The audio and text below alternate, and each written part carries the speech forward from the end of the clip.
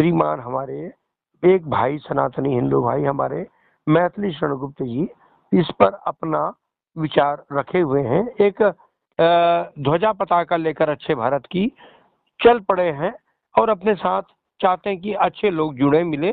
तो इस संदर्भ में ही चर्चा होगी। आपकी जितनी भी प्रकार की कठिन से कठिन, अच्छी से अच्छी, बुरी से बुरी अनुभव या जिज्ञासाएं होंगी इससे संबंधित, अच्छे भारत से संबंधित, इसमें आप, मैंने जैसे आपका वीडियो वगैरह सब भेजा है, इसमें आप रख सकते हैं। मैंने कहा क्या गलत कहा भाई साहब?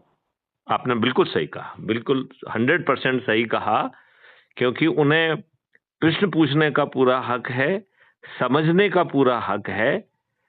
बस केवल प्रॉब्लम ये है कि कई बार आदमी समझ के भी समझ नहीं दिखा पाता है, नहीं समझना नहीं चाहता, वो समझ तो खूब रहा है, लेकिन वो ऐसा शो करना चाहता है कि उसे समझ में नहीं आ रहा है। अब देखिए